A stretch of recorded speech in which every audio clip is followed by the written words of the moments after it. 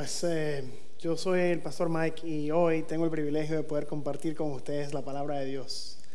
Y después de haber leído ese pasaje, un pasaje difícil de escuchar, aunque las palabras y la forma de hablar de como nuestra hermana María lo leyó, lo hizo sentir un poquito más fácil para el oído, siguen siendo difíciles. Hermanos, estamos en una serie que se llama Los 7 pecados que hunden a tu familia y cómo superarlos, cómo vencerlos. Y justamente hoy vamos a hablar específicamente sobre la gracia de Dios para poder vencer la lujuria. Hoy vamos a hablar sobre la gracia de Dios para vencer la lujuria. Y antes de hablar sobre el mensaje, quisiera tomar un momento y darle las gracias al doctor Heath Lambert por su libro Finalmente Libre. Este libro lo estaba buscando en español, pero no lo encontré, así que si usted se atreve a leerlo en inglés, bien pueda. Pero este libro, la razón por la cual lo estoy mencionando, es porque la claridad en la cual aporta este libro sobre el tema que estamos hablando hoy es tan bueno que fue fundamental para poder traer hoy el mensaje de este día. Así que lo invito a que tomen la foto, lo busquen en Amazon. Yo no conozco al autor, no me está pagando nada por hacer esto. Esperemos que me pague algo un día, ¿no? Pero no, mentiras, pero en serio, este es un libro muy bueno y se lo recomiendo. Ok, ahora, hablando sobre lo que acabamos de leer, estamos en 2 de Pedro capítulo 2, versículo del 9 al 22. ¿Qué pasaje? ¿Qué pasaje? Para poder entenderlo, primero hay que entender su contexto, ¿no? Hay que empezar por ahí. Sabemos que Pedro escribió esta carta y sabemos que se la escribió a los creyentes. No sabemos quiénes o de dónde eran estos creyentes, pero sí sabemos que se lo escribió a los creyentes y se lo escribió porque habían muchos falsos maestros enseñando herejías. No sabemos quiénes eran estos falsos maestros, pero sí sabemos lo que estaban enseñando. Sabemos lo que estaban enseñando era muy distorsionado. Ellos lo que estaban enseñando era lo siguiente. Primero decían que Cristo no iba a regresar, que no había una segunda venida de Cristo. Y por lo tanto, como ellos decían que no iba a haber una segunda venida de Cristo, por lo tanto no va a haber ningún tipo de juicio. Y ya que no va a haber ningún tipo de juicio, usted puede vivir la vida como se le dé la gana. Así que estos mismos maestros se entregaban a sus propias lujurias, se entregaban a sus propias sensualidades, porque vivían una vida en la cual Jesús no iba a regresar y donde el juicio no iba a existir. Obviamente Pedro escribe esta carta porque él quiere proteger a los creyentes, quiere corregir estas falsas enseñanzas y quiere capacitar a los creyentes a poder vivir una vida en santidad. Así que, dado a la sensibilidad de este tema, quisiera tomar un momento específico para orar, para que cada uno de nosotros podamos escuchar la verdadera enseñanza de Dios y para que nosotros podamos ser capacitados para vivir en santidad. Vamos a orar. Padre Celestial, venimos ante ti pidiéndote que nos des oídos para oír. Habla, Señor, hoy en esta mañana. Enséñanos lo que dice tu palabra. Capacítanos, Señor, para poder vivir una vida en santidad. Te lo pedimos en el nombre de Jesús. Amén.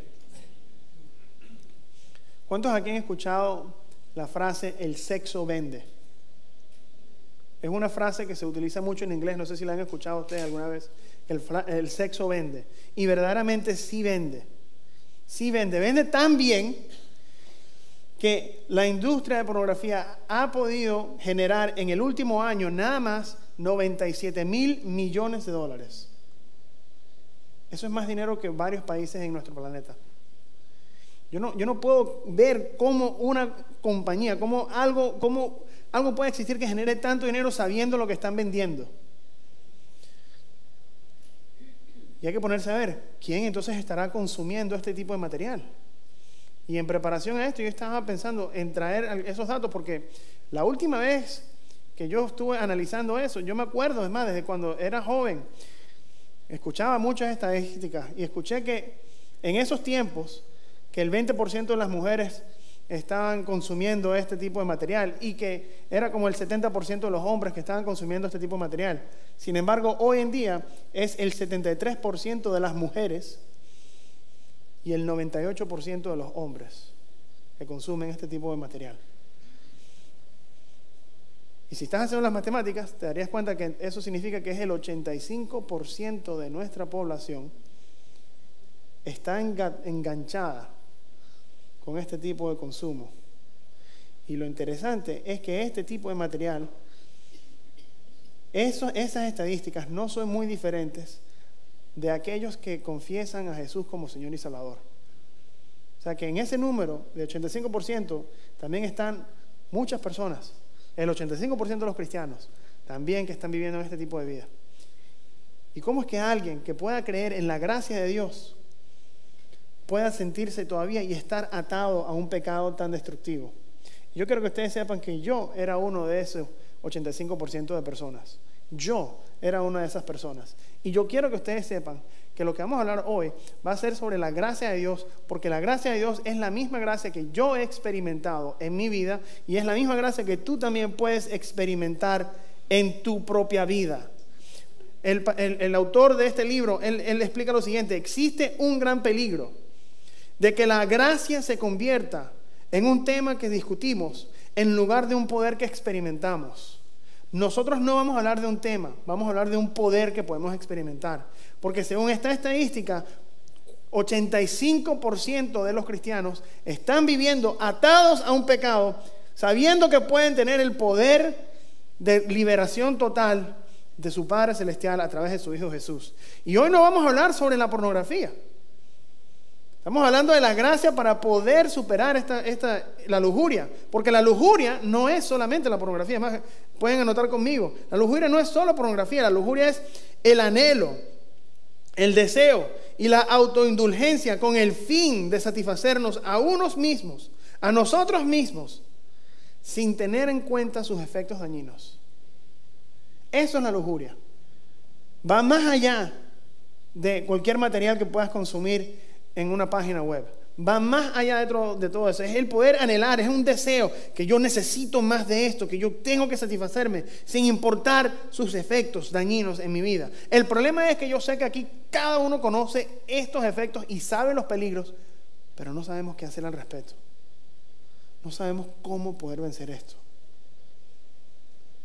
¿Qué voy a hacer yo si me encuentro a mi hijo o a mi hija en una de estas páginas web, en su teléfono o viendo en la computadora porque un día me descuidé? Que por cierto, la edad averaje para un niño empezar a ver este tipo de material son los 11 años. A los 11 años, es el averaje, es el normal. 11 años. No sabemos qué hacer con la lujuria, porque ¿cuántas personas hay? 85% de las personas, mínimo se puede decir, de los que son valientes en decir que hacen esto, que viven sabiendo la verdad de Dios, pero todavía están escondiéndose en la oscuridad de su pecado. Y aquí hay personas que dicen, bueno, pero yo no estoy consumiendo ese tipo de material. Pero sin embargo hay personas que aunque no consumen ese material, están viviendo con una pareja fuera del matrimonio. Eso también es lujuria. Aquí hay personas que están casados y tienen fantasías de otras personas cuando están con su pareja. Eso es lujuria. Y aquí hay personas que a lo mejor no estarán atrapados en ningún tipo de lujuria, gloria a Dios, pero no saben hacer nada al respecto a cómo poder ayudar a nuestros hermanos en Cristo a poder superar este tipo de pecado. Porque decimos, no, eso es algo tan privado que yo no me puedo meter en los problemas ajenos y yo no puedo hacer nada al respecto. Por eso quiero decirles a ustedes, iglesia, que este mensaje no es para algunos de nosotros. Este mensaje es para todos nosotros. Este mensaje es para cada uno de nosotros. Y el tema de hoy, lo que quiero proponerles a ustedes es que la gracia de Dios es el fundamento para poder luchar contra la lujuria. La gracia de Dios es el fundamento para poder luchar contra la lujuria, para poder vencerla. O sea, no es la culpabilidad. Yo no voy a ponerme a hablar ahora sobre la culpabilidad y para que ustedes se sientan culpables por lo que hacen, porque la culpa no nos lleva a nada. Si yo empiezo a hablar sobre los efectos que ha tenido esta industria con los actores, que no pueden tener una vida relacional con nadie y que viven endrogados por el resto de sus vidas por su esclavitud, eso no nos hace cambiar de parecer. Si me pongo a hablar sobre cómo ha destruido este tipo de material y este pecado matrimonios, eso tampoco nos hace cambiar de parecer, porque seguimos en lo mismo. La culpa no nos hace nada, solamente nos hace sentir mal, Por eso debemos entender que la gracia de Dios es el fundamento para poder luchar contra la lujuria. Así que hay que definir la gracia primero, para poder estar en la misma página. La gracia de Dios es el hecho de que nosotros, por ser pecadores, merecemos su ira. Y sin embargo, Él se hizo hombre, vivió una vida perfecta, murió en la cruz, pagando por nuestros pecados, recibiendo la ira de Dios en sí mismo, para que todo aquel que crea en Él no muera, sino más bien tenga vida eterna. Esa es la gracia de Dios. Tú no eres lo suficientemente bueno para ganarte el amor de Dios. Él te ama y Él murió por ti, demostrando cuánto te ama. Esa es su gracia. Esa es la gracia de Dios. Es algo que nosotros no nos merecemos. Sin embargo, Él nos los da porque Él es un Dios davidoso. Esa es la definición de la gracia. Y por eso, lo que me gusta del pasaje que acabamos de leer es que Pedro, entendiendo las falsas enseñanzas de sus días, él nos hace entender que nosotros no podemos apreciar la gracia de Dios sin entender su santo juicio. Así que me voy a enfocar un poquito en esto primero, porque para poder entender la gracia bien tenemos que poder entender su santo juicio. Mira lo que dice en el versículo 9. Dice: el Señor pues sabe rescatar de tentación a los piadosos y reservar a los injustos bajo castigo para el día del juicio, especialmente a los que andan tras la carne en sus deseos corrompidos y desprecian la autoridad. Atrevidos y obstinados no tiemblan cuando blasfeman de las majestades angélicas. Y uno cuando lee eso, uno dice, wow. Pero nuevamente hay que ver todo el contexto que está diciendo Pedro en este pasaje. Al principio él habla sobre estas personas que están enseñando estas falsas enseñanzas, pero en los versículos anteriores al versículo 9, él dice, ¿cómo es que alguien puede decir que no existe el juicio, sabiendo que Dios ha juzgado a los ángeles que han pecado contra Él y están en el infierno esperando su juicio final? ¿Cómo es posible que alguien no crea en el juicio de Dios cuando Dios juzgó a toda la humanidad a través de un diluvio y solamente 7 personas fueron rescatadas de eso? ¿Cómo alguien puede decir que el juicio de Dios no existe, viendo que solamente Lot y sus 2 hijas fueron salvadas de la ciudad de Sodoma y Gomorra? ¿Cómo alguien puede decir eso, sabiendo cómo estas personas se indulgían, vivían en lujuria por el hecho de satisfacerse sus propias vidas? ¿Cómo alguien puede decir que Dios no juzga y que su juicio no es real, sabiendo cómo Dios ha operado en el pasado? O sea que el juicio de Dios es real. El juicio de Dios es real. Hay que decirlo porque a veces nos pintamos una imagen de Dios que no es verdadera. Decimos que no, Dios juzga, pero bueno, como Él es amor, entonces todo está bien. Sí, pero el juicio de Dios es real. Y fíjense que lo que enseñaban estos falsos maestros en los días de Pedro no es muy distinto a lo que enseña hoy en día nuestra cultura. ¿Se han dado cuenta? Fíjense cómo hace la cultura de hoy. Agarran ciertas semiverdades y las combinan con verdaderamente cosas falsas, y lo que hacen es que distorsionan la verdad, que suena como que si fuese verdad para el que no conoce, sin embargo termina siendo engañado. Como por ejemplo, hemos escuchado que se dice Dios es bueno, desde la cultura Dios es bueno, amén. Dios es amor, amén. Y porque Dios es bueno y Dios es amor, Dios quiere que tú vivas una vida feliz, y Él quiere que, como Él te diseñó, que tú te expreses como tú te quieras expresar, con quien tú quieras expresarte, de la manera que más te guste a ti. Porque Dios es bueno, porque Dios te ama. Para el que no entiende, porque no conoce la palabra de Dios, eso le suena bien, pero qué falsedad tan grande. Y lo más triste es que muchas personas se comen ese cuento sin darse cuenta que la lujuria está destruyéndolos por dentro, porque eso tiene efectos personales, interpersonales y espirituales. Estos falsos maestros de nuestra cultura lo que han hecho es que han indoctrinado el 85% de nuestra población, que tiene las agallas de decir, bueno, sí, yo de vez en cuando, consumen un material que destruye y que corrompe. Y que esa misma gente diga, pero es parte de mi vida, así que no me tengo que sentir tan mal. Ha podido convencer tanto que hoy por hoy la lujuria, ojo, la lujuria que ha corrompido la cultura ha también redefinido lo que significa el matrimonio. La lujuria ha hecho tanto en nuestra cultura y en nuestra sociedad, que hoy en día lo que están haciendo es que están tratando de indoctrinar a nuestros hijos para que en vez de que crean que nosotros verdaderamente fuimos creados en su imagen y que nosotros encontramos nuestra identidad en Él, no, la cultura dice al revés. Tu identidad viene a través de tu sexualidad y de quien tú más quieras ser. No sé si ustedes se han dado cuenta, pero estamos en el mes de junio. Ustedes saben lo que se celebra en el mes de junio en la cultura, ¿no? Estuve yendo en estos días al centro comercial con mi hija y estaba lleno de arcoíris, con banderitas de arcoíris en todas partes. Para ser honesto, a mí esos arcoíris no me afectan, porque para mí un arcoíris me recuerda la palabra de Dios, que Dios siempre cumple sus promesas. Eso es lo que significa un arcoíris, que Dios cumple sus promesas. Sin embargo, también el arcoíris significa algo más. Para una persona que vive en pecado, orgullosamente de su pecado, que por cierto es el mes en el que estamos ahora, en el mes del orgullo, algo completamente opuesto a la humildad y el someterse a Dios, el orgullo que de hecho fue lo que hizo que Satanás no estuviese en el cielo.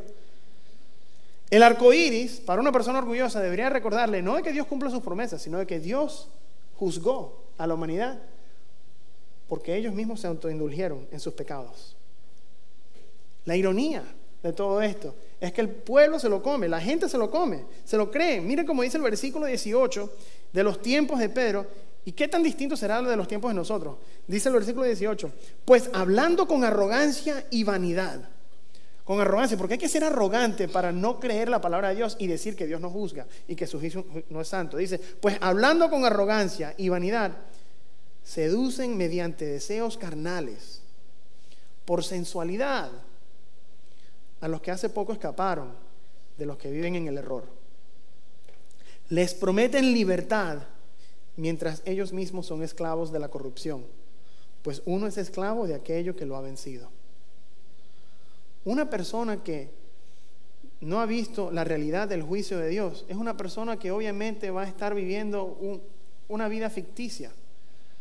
Estás viviendo algo que no existe y no te estás dando cuenta de tu realidad espiritual, en donde tú tienes que estar viéndote frente a Dios. Así como dice el apóstol Pablo en la carta a los Corintios, él dice que aquellos que practican la inmoralidad sexual no van a heredar el reino de los cielos. A la gente que no le gusta el juicio de Dios, ellos leen eso y dicen, no, pero eso fue en otro tiempo. Eso es lo que Dios dice de él. ¿Saben por qué nosotros tenemos dificultad entendiendo el juicio de Dios? Porque nosotros no entendemos que el juicio de Dios es santo. El juicio de Dios es santo. Nuevamente, estoy hablando de esto porque hay que entender, si vamos a hablar de la gracia, hay que poder entender el santo juicio de Dios. ¿Y qué significa santo? ¿Cuántos tipos de definiciones podemos sacar con la palabra santo? Pero fíjense, para no sonar religioso, o sea, en el sentido de que, lo digo por decirlo, vamos a explicar lo que significa esto de santo. ¿Qué significa que Dios es santo? Significa que Él es único, que Él está separado de lo demás, que Él está sin mancha, que Él es perfecto, que Él no está contaminado, que Él es 100% limpio. Él está completamente apartado de cualquier cosa que pueda tener algún tipo de contaminación. Dios es santo, impecable. Él es santo. Y por eso, dado a que Él es santo y Él está separado de toda esta mancha, Él puede juzgar desde un punto de vista que no está corrompido y contaminado por el pecado.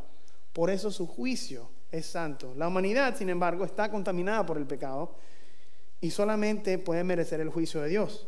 ¿Quieren saber qué tan contaminada está la humanidad? Miren lo que dice la carta de Pedro. Dice en el versículo 12, lean conmigo.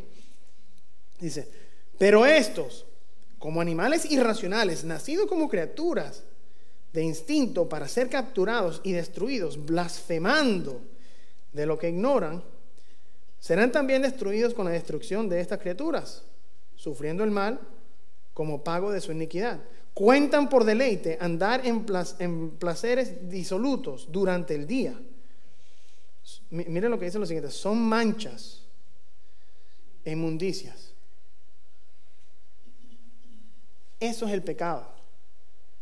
el que tú seas literalmente una mancha y una inmundicia, deleitándose en sus engaños mientras banquetean con ustedes. Tienen los ojos llenos de adulterio y nunca cesan de pecar. Seducen a las almas inestables. Tienen corazón ejercitado en la avaricia. Son hijos de maldición. Esos ojos que están llenos de adulterio, que no cesan de pecar nunca, esos ojos que están llenos de adulterio, que nunca cesan de pecar, no van a poder entender, ni ver, ni le van a poder decir a Dios sobre si su juicio es santo o no es santo, porque sus mismos ojos están contaminados. Así que lo que nosotros tenemos que hacer es estar alerta y no dejarnos engañar. No te dejes engañar, hermano. No te dejes engañar. Yo me dejaba engañar. No te dejes engañar. El juicio de Dios es real y es santo.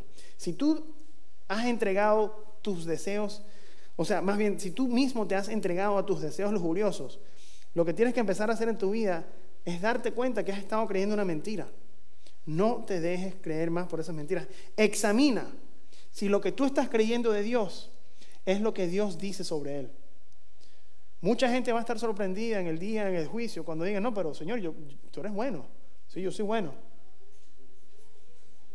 Pero yo dije más de mí.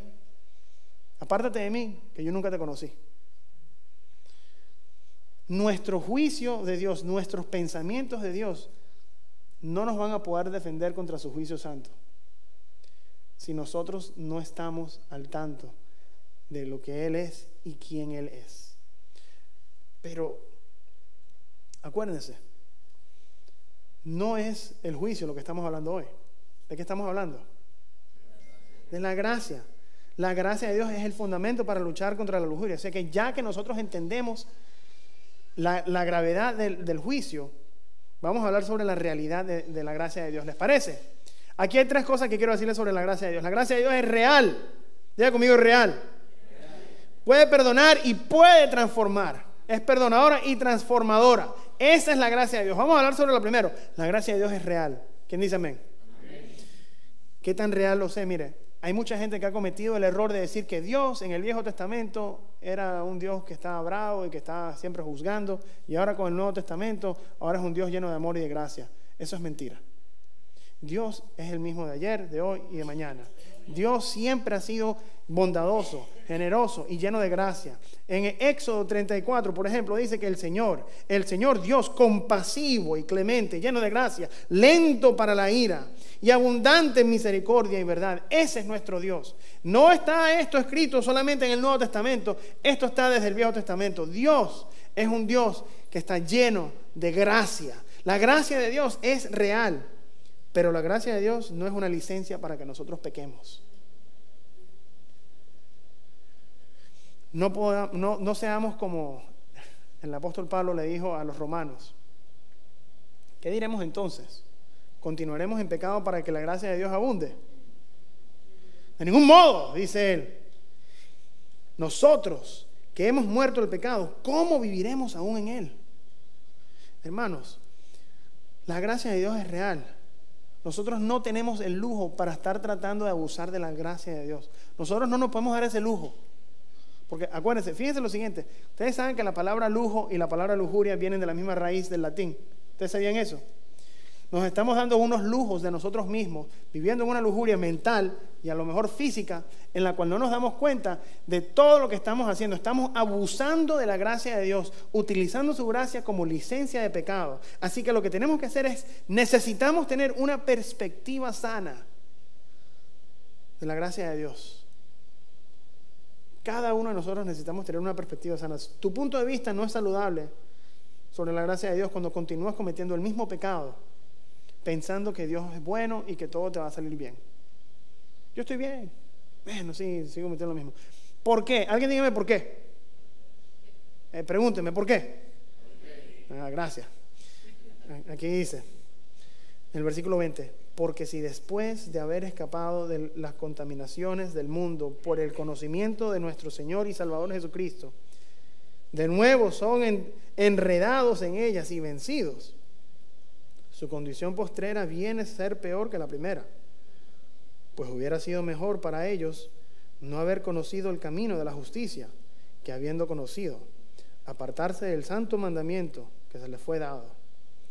Les ha sucedido a ellos según el proverbio verdadero: el perro vuelve a su propio vómito y la puerca lavada vuelve a revolcarse en el cielo.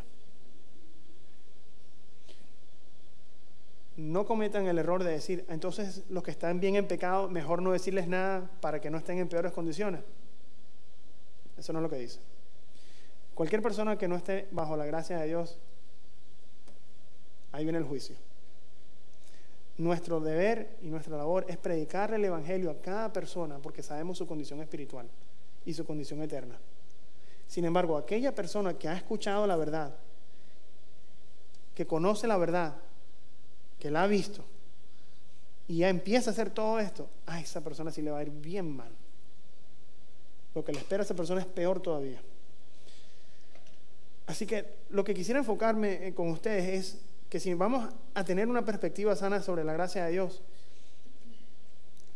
nuestro quebrantamiento sobre la lujuria no debería de ser tanto el daño que nosotros tenemos personalmente, sino el hecho de que nosotros estamos abusando de personas con nuestras mentes y con nuestros cuerpos para darnos nosotros un servicio autónomo de nuestra propia carne en lugar de compartir a Cristo con ellos.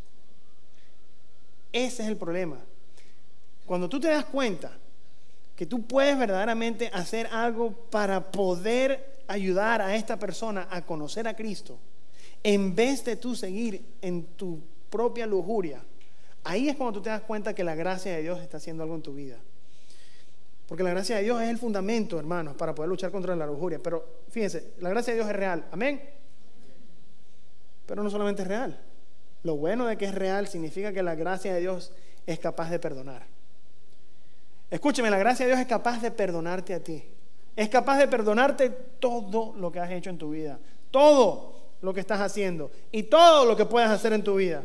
Colosenses 2 dice que, y cuando ustedes estaban muertos en sus deleitos y en la incircuncisión de su carne, Dios les dio vida juntamente con Cristo, habiéndonos perdonados todos los delitos, habiendo cancelado el documento de deuda que consistía en decretos contra nosotros y que nos era adverso, y lo ha quitado de en medio, clavándolo en la cruz, hermanos, en la cruz.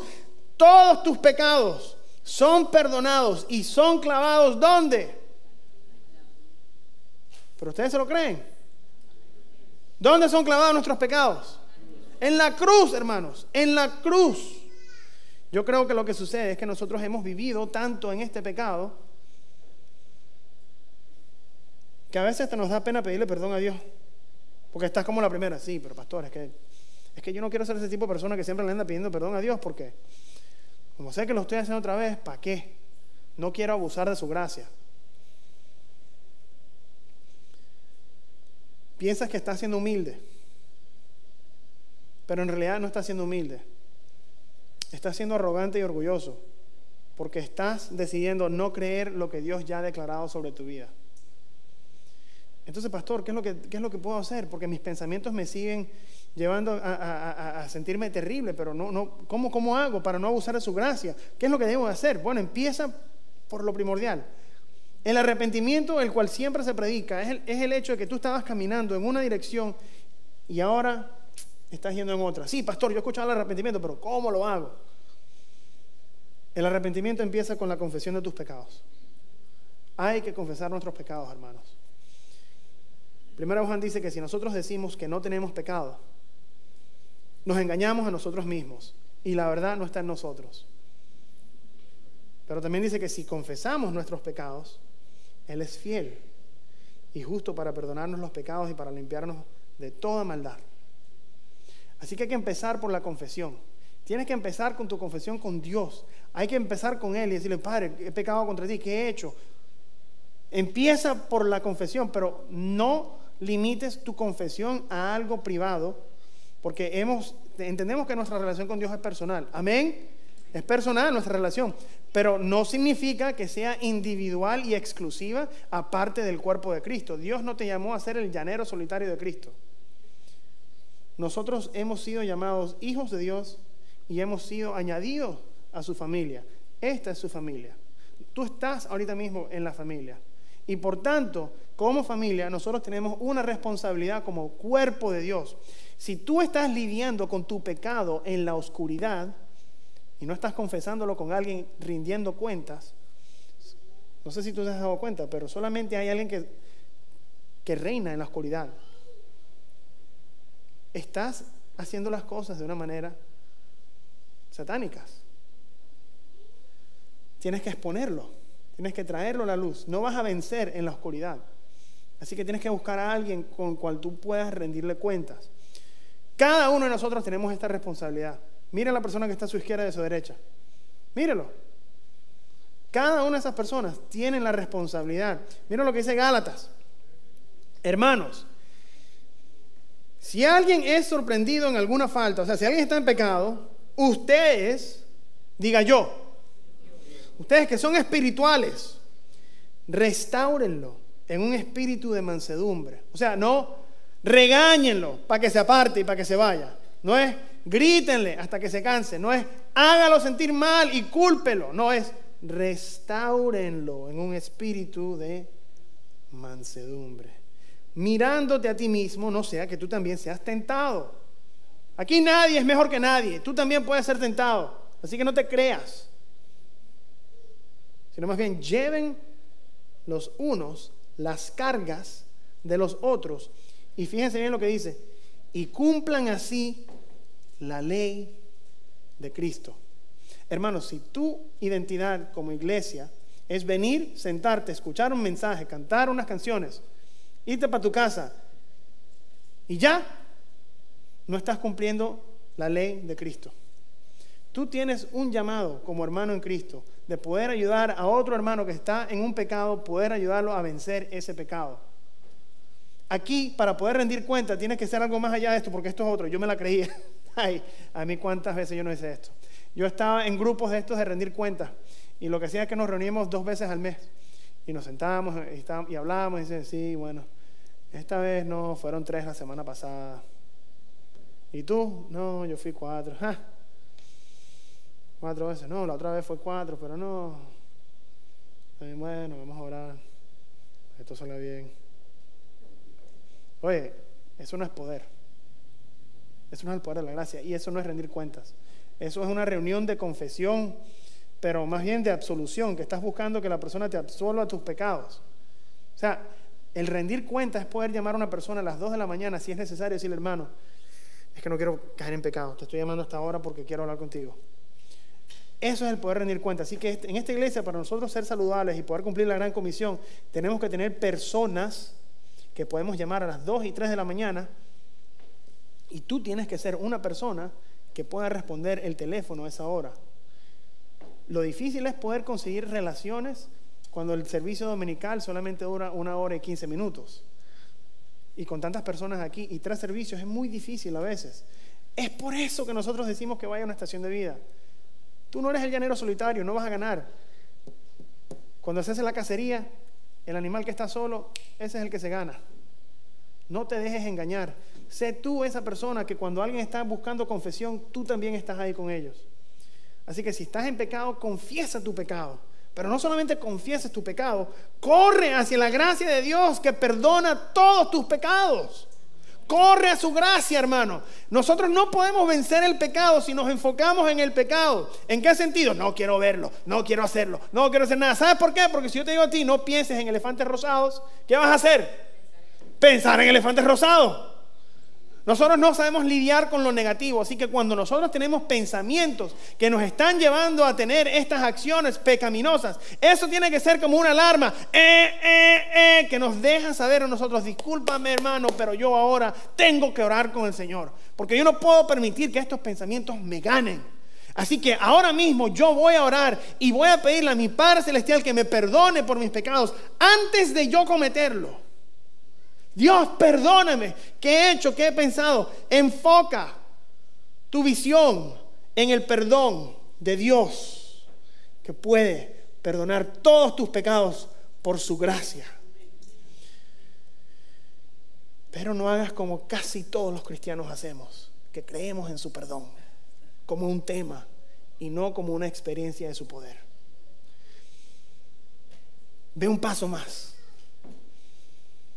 La gracia de Dios es capaz de transformarte, hermano. Yo pensaba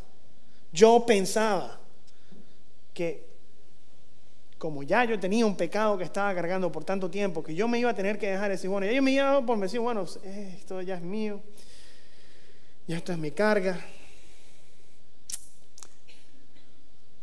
Le he pedido a Dios que me lo quite tanto, ya estoy como Pablo, que decía que le quitaran su aguijón.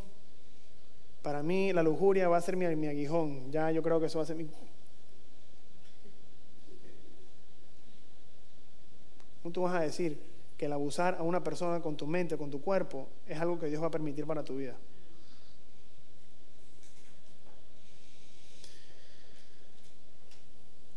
Pídele a Dios que transforme tu mente. Dios lo que hace con nuestras vidas es que hoy tú mismo, hoy por hoy, tú verdaderamente puedes, o sea, hoy puede ser la última vez o ayer, puede ser la última vez que tú hayas visto algún tipo de contenido pornográfico. Hoy. Pero eso no quiere decir que a lo mejor mañana no te den esos deseos otra vez. El problema es que tenemos dificultad con nuestras expectativas de cómo trabaja la gracia transformadora de Dios. O sea, tú puedes, hoy por hoy, porque ya eres libre, hoy puedes frenar. Pero mira lo que dice su palabra en 2 Corintios 3. Dice que así todos nosotros, a quienes nos ha sido quitado el velo, podemos ver y reflejar la gloria del Señor. El Señor, quien es el Espíritu, nos hace más y más parecidos a la medida de que somos transformados a su gloriosa imagen. Más y más, grado por grado. Si estás esclavizado a la pornografía, Dios generalmente, o sea, para ti a lo mejor no sea así, pero generalmente no va a cambiar tus deseos instantáneamente, sino gradualmente. Cada día somos perfeccionados más y más, de gloria en gloria. Así que lo que tienes que hacer es pedirle la gracia transformadora de Dios a Él. Tienes que decirle, pídeselo. Jesús dijo, ¿no tenéis? ¿Por qué no? Pídele su gracia transformadora. Si has hecho algo lujurioso, pídele perdón, pero no te detengas. Pídele que transforme tu mente desde tu interior. Pídele que transforme tus deseos desde ese momento en el que tú estás viendo que estás yendo a ese barranco, ahí mismo, tú dices, no, Señor, sáname, quítame estos pensamientos de mi mente, transfórmame con tu gracia. Quiero experimentar tu gracia que perdona mis pecados y que transforma mi mente, que cada día mi mente sea restaurada y renovada y transformada, Señor. Eso es lo que yo quiero para mí, Padre. Esa es la gracia que tú estás siendo accedido hoy. Hoy Dios te está dando ese acceso. Ese acceso me lo dio a mí y yo mismo lo he experimentado en mi vida. Y eso es lo que Dios quiere para tu vida. Lo que yo antes no creía para mí, lo empecé a creer una vez en mi vida y desde ese momento nunca más fui para atrás. Me acuerdo que yo le pedía a Dios, Dios, quítame esto, quítamelo, pero perseguía y seguía con estos deseos. Y un día me di cuenta, Dios, verdaderamente tú eres poderoso. Porque un día yo estaba andando por las páginas, estaba en las redes sociales y viendo una imagen, uno de esos memes, una de esas imágenes chistosas que ponen ahí, pero era una imagen que, aunque era chistosa, tenía imágenes eran las caras, eran los rostros de actrices de estas páginas web. Y en otro momento, a solas, yo sé que en un pasado yo hubiese dicho, ¿sabes qué? Estoy solo, estoy aquí, para acá yo voy.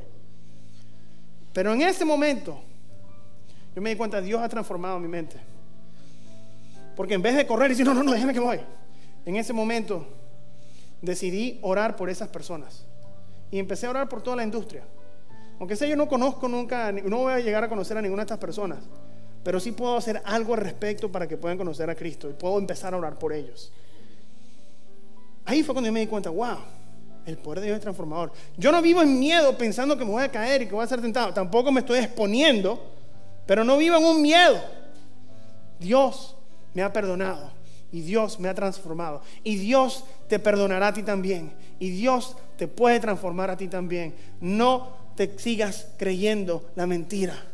Cree en su gracia y en su gloria para transformarte y para perdonarte, iglesia. Sé una iglesia que verdaderamente cree en su poder y toma tu responsabilidad como cuerpo y dile a tu hermano y dile a tu hermana, yo estoy aquí contigo, no quiero que batalles esto a solas, yo soy tu cuerpo, yo quiero ayudarte a vencer esto. Vamos, si me quieres llamar a las 3, me llamas a las 3, a las 4, a la hora que sea, pero tú puedes confiar en mí. Tienes que ser este tipo de iglesia y tenemos que ser, cuando estamos a solas, pensar y verdaderamente estar convencidos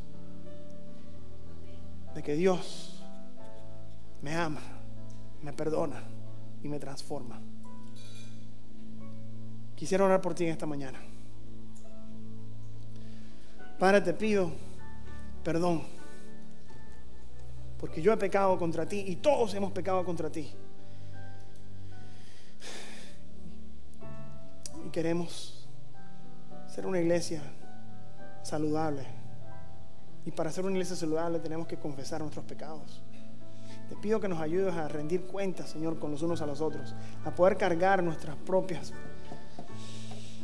pesos, Señor. Te pedimos también, Padre, que seas tú ayudándonos a creer en tu gracia. No creer una mentira de tu juicio, sino creer verdaderamente y sanamente en tanto tu juicio como en tu gracia. Poder correr a tu perdón y pedirte que nos transformes nuestras vidas y nuestras mentes. Te pido por aquellos que están batallando con la lujuria específicamente, demuéstrales esta realidad. Y para aquellos que aún no te han conocido, revélate, Señor, desvélalos, Padre, para que puedan experimentar el poder de tu gracia. Te pedimos esto en el nombre de Jesús. Amén. Amén.